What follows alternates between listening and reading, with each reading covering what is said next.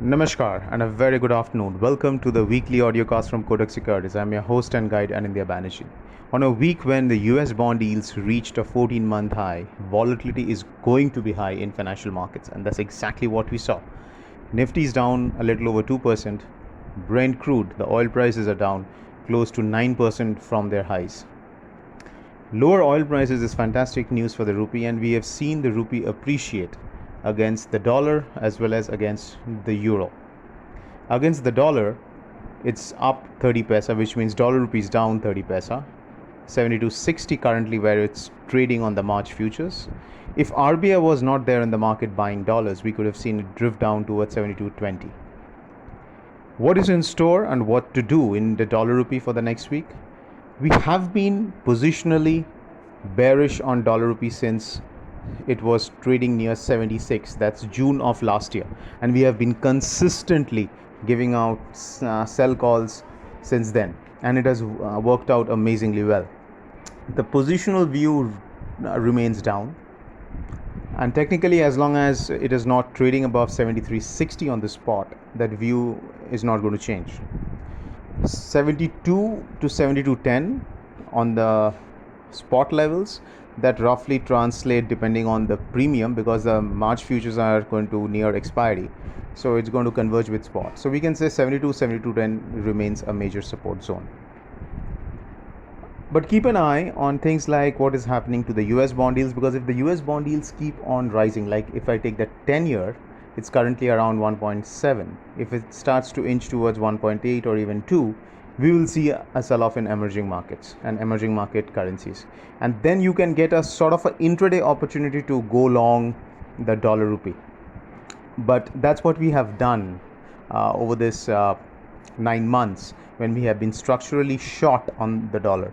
That we have, whenever we sensed an opportunity on an intraday basis, depending on the risk off or what you say a big sell-off in global markets, we went long dollar rupee on intraday. Specifically, I would like to highlight the day of 26th of Feb, when we saw the global markets in a big turmoil and dollar rupee breaking out above the 73 mark.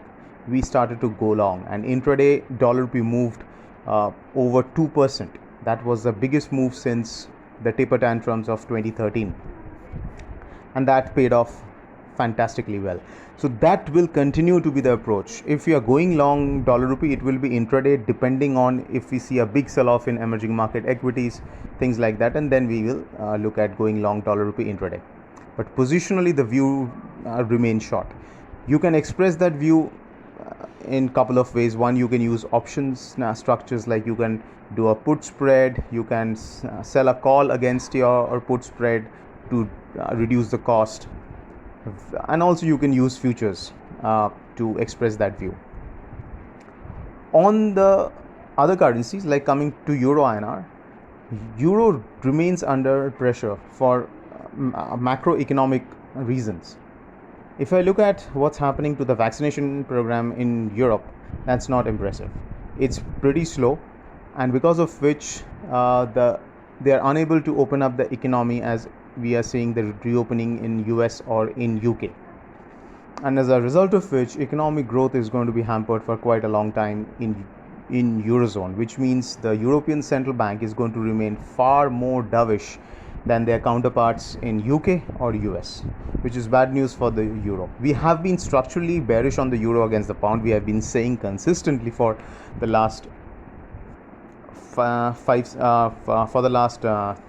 months that euro is going to underperform, or euro INR is going to decline compared to the GBP INR, and that has worked out quite well. And that still stays the view, because as long as the global equity markets are on an uptrend, pound is going to benefit much more than the euro, because in UK the vaccination is happening at a rapid rate, and considering the macroeconomic backdrop, we will see a big revival in the growth in UK in the coming months and the coming quarters, which means Bank of England will actually start talking a lot hawkish in the coming months, in the upcoming monetary policy meetings. So that's good news for the pound.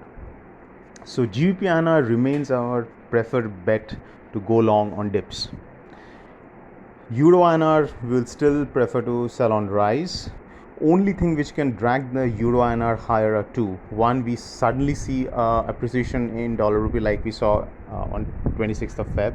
That will only be a 1 to 2 day phenomena, or we see such a massive decline in the dollar that it pulls up the euro along with it, and that is the reason why the Euro INR goes up. Otherwise, Euro INR remains a sell on rise, GBP INR a buy on dips. JPY INR, which is trading almost flat compared to where it was a week back, is going to has in fact declined quite a lot from levels of 70 down to now 66 half. That's quite a bit of decline over the past 3 weeks. So it looks a little stretched. Some kind of a consolidation is warranted. We have been bearish and selling the JPY since it broke a key support level around 69.80. But at current levels, we'll be cautious because it needs a correction, a consolidation, and that may play out over the next couple of weeks. So at this point in time, we will stay on the sidelines as far as the positional view is concerned on JPY and look for more intraday opportunities in the pair. Generally, as a rule of thumb, there are three factors you need to watch on when you are trading the yen INR. One is what is happening to the US bond yields. Generally, if the US bond yields are continuing to rise up, that really is a negative for the yen INR because it pulls the USD JPY higher and it acts as a downward pressure on the yen INR. The second factor to watch is what is happening to equity markets. If there is a sharp decline in equity markets, big sell-off happening, that's the time when the yen is in demand because of the unwinding of the carry trade, and then yen INR tends to appreciate. And third factor is this combination between what's happening to dollar rupee and what's happening to dollar yen, because ultimately those are the two pairs which drive the yen INR. So these three things keep in mind: interest rates, the US yields, two, what's happening to the stock markets, and three, this combination of USD INR and dollar yen. The major economic data to watch out for next week will be the PMI data from Europe, UK and US. Basically, the PMI gives us a sense of what is the situation in the manufacturing sector and services sector. It is seen as a leading indicator. So it's going to be an data which is going to be keenly watched by the market. Then we have retail sales from UK, which is going to be impactful on the pound. And finally, the CPI, or the consumer inflation numbers from again UK, which is going to be impacting the pound. From US, we have the US central bank chief, Mr. Powell, testifying. So again, his stock is going to be watched very, very keenly. That will also be a market moving event. There is no major economic data from India. So dollar rupee will basically take cues from what's happening to dollar abroad, what is happening to the stock market, what's happening to the US yields. And one more factor before I sign off is that what's really been the driving force behind dollar rupee is that the high forward premium, which we term as a carry trade. So because the dollar rupee trades at a premium, and that premium keeps on increasing as you go from the first month to the second month futures to third month futures all the way up, because it is based on the interest rate differential, which is significantly high for India and low for America.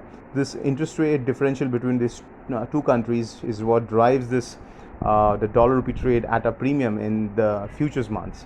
So currently the 1 year futures is quoting at a premium of over 5% to the spot, and this brings in a lot of dollar sellers in the market because they see it as a easy money. As long as the dollar trend is down, they like to sell the dollar rupee on futures, let's say 11-month futures or 12-month futures, and simply hold the position.